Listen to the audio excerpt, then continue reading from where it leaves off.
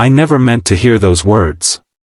Standing outside her office door, coffee in hand, I froze as my boss's voice cracked with emotion. No one has ever cared for me like this.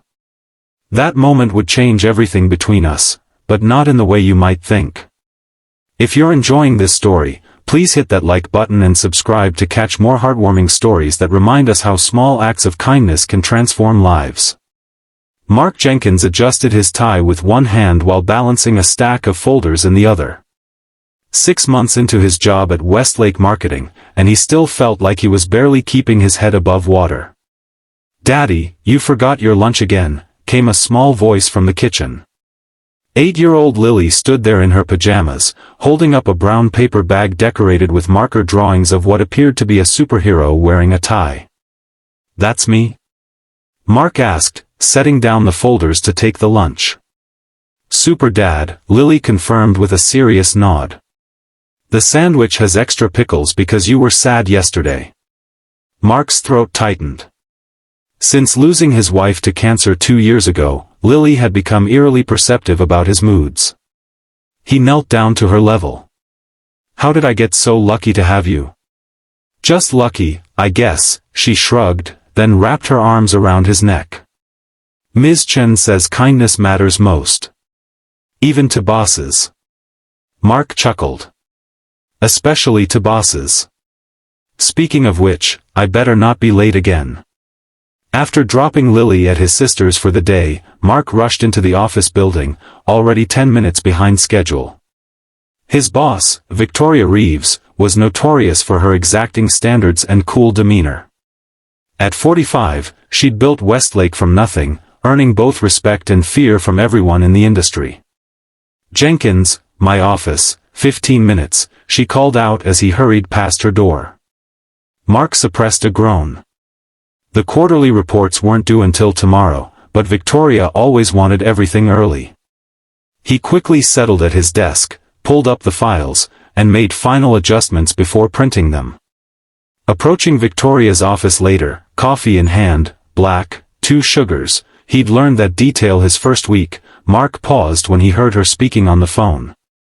"No, Mother, I won't be able to make it to dinner again." Her voice sounded different, strained. "Yes, I understand it's important to you." "No, the company needs me here." Mark hesitated, not wanting to eavesdrop but caught by the unusual emotion in her typically controlled voice. "It's always been this way," Victoria continued, quieter now. "The company is all I have. At least here, what I do matters to someone." Mark was about to knock when Victoria's next words stopped him cold. "You know what one of my employees did? Jenkins, the new marketing analyst. He noticed I'd been skipping lunch during our deadline crunch. So he started bringing me coffee every afternoon with these little notes about taking breaks. Yesterday's said, even CEOs need fuel. Can you believe that?" There was a pause, and Mark heard what sounded like a soft laugh. "No one has ever cared for me like this. It's silly, I know. Just coffee and sticky notes. But it's nice." Mark stood frozen, the coffee growing cold in his hand. The notes had been Lily's idea. "Ms. Chen says everyone needs reminders they matter," she'd explained while decorating the sticky notes with tiny stars. He knocked gently, composing his face as Victoria called for him to enter. "The quarterly reports, Ms. Reeves. And your coffee." Victoria's face was its usual mask of professional detachment, but Mark noticed something different in her eyes. "Thank you, Jenkins."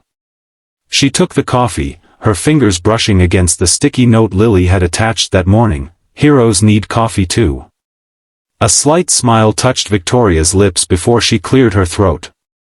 "These reports better be impeccable." "They are," Mark assured her, then hesitated. "Ms. Reeves, I hope this isn't inappropriate, but my daughter and I are trying out a new pasta recipe tonight. We always make too much.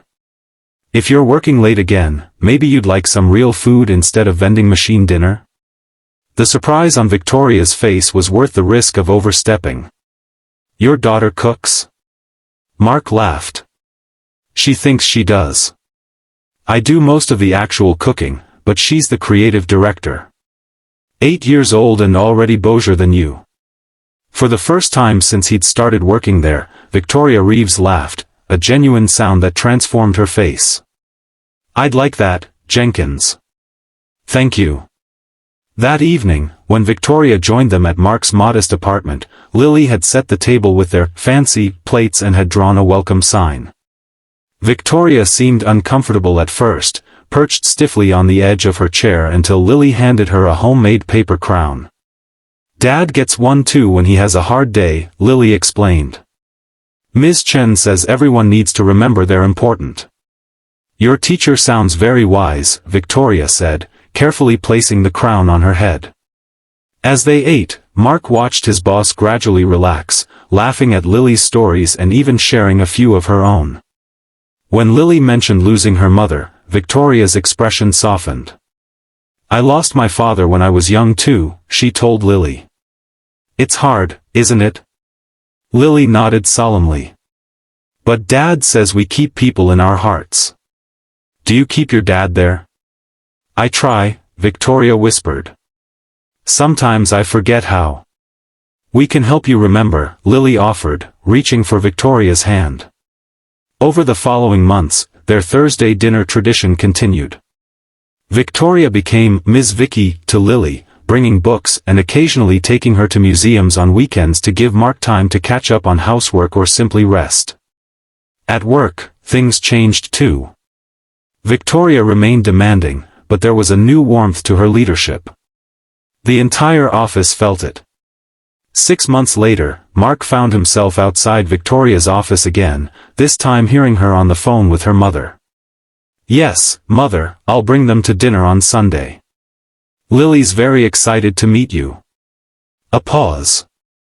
I know it's been a while. Things are different now. When Mark entered with her afternoon coffee, Victoria looked up with a smile that no longer surprised him.